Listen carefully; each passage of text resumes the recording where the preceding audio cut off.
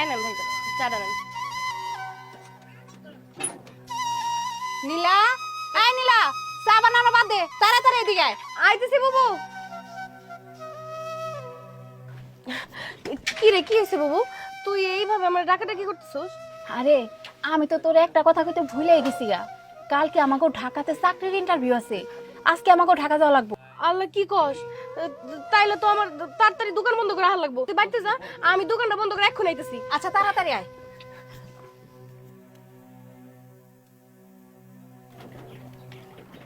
এই এই এই দাঁড়া তো, চল আমি টাউনে যাবো, নিয়ে এলো। না ভাই, এখন যাওয়া যাবো না, আমার তাড়াতাড়ি করে বাড়িতে যাওয়া লাগবো, বাড়িতে কাজ আছে। আরে কাম আছে মানে, চল তুই অটো চালাই খাস না, চল তো। আরে ভাই আপনি বুঝতেছেন না কেন? আমি আমার বোনেরে কইছি তাড়াতাড়ি দোকান বন্ধ করে বাড়িতে আইতে, আজকে আমাকে দুই বোনের কাম আছে, কারণ আমরা দুই বোন আজকে ঢাকায় যাবো। ঢাকাতে যাবো মানে, ঢাকা যায় তোরা দুই বোন কি করবি? চাকরির ইন্টারভিউ দিমু।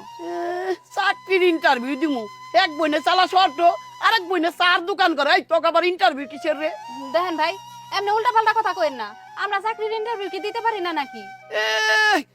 অটো আলি আর চাওয়ালি এরা ইন্টারভিউ দিয়ে ব্যারিস্টার হইব। বাদ তোর, চল আমার টাউনে নিয়ে চল। এই আমি যাবো না কইছি, যাবোই না। আপনি আমার লগে এত বাড়াবাড়ি করতেছেন কিসের জন্য? হ্যাঁ, রাস্তার মধ্যে অটো চালাই খাস আর আমার মুখে মুখে তোর করস।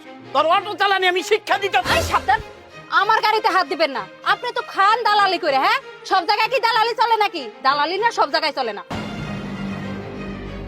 একটা মায়া মানুষ আমারে চোখ রাঙিয়ে গেল। তোর অটো চালানি আমি শিক্ষা দিয়ে দেবো, মনে রাখিস। আমারে তুই চিনস না?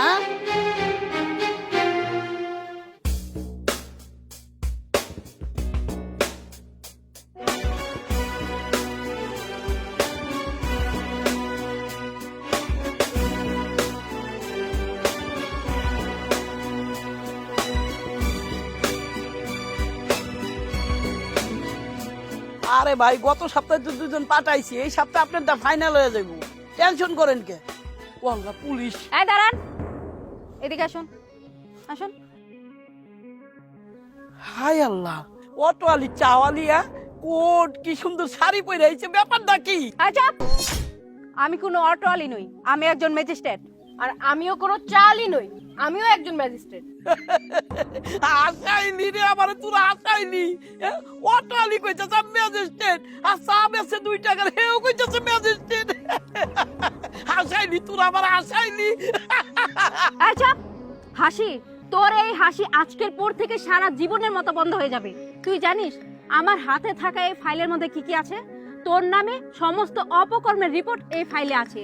টেন্ডারবাজি, চাঁদাবাজি, দুর্নীতি এছাড়াও আর অনেক অনেক রিপোর্ট আমাদের হাতে জমা হয়েছে। আরে আমি ব্যবসা বাণিজ্য করি, ওগুলা থাকতেই পারে, ওগুলা তোমাকে ফাইলের মধ্যে রেখে দাও। তোমরা তো আমাকে এলাকারই মেয়ে, এক কাজ করো, এই যে তোমরা কিছু টাকা পয়সা নাও, নিয়ে বাড়ি চলে যাও। যাও। কি তুই আমাদেরকে টাকা অফার করছিস? তুই জানিস এই অপরাধে তোর কি শাস্তি হতে পারে? একেই তো অপরাধ করেছিস, তার মধ্যে আবার আমাদেরকে ঘুষ দিচ্ছিস, তাই না? কি ব্যাপার নাজমুল সাহেব, আপনি এখনো দাঁড়িয়ে আছেন কেন? যান ওনাকে গ্রেফতার করুন। আরে মা, তোরা কোন সময় আইছস? তোরা হঠাৎ করে গ্রামে আইছস, আমার একটু জানাবি না? মা, এনে কি হয়েছে?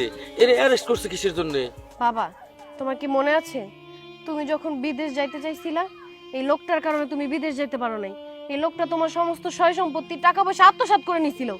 শুধু তাই নয়, এই লোকটার কারণে টাকার অভাবে, চিকিৎসার অভাবে আমাদের মা মারা গেছে।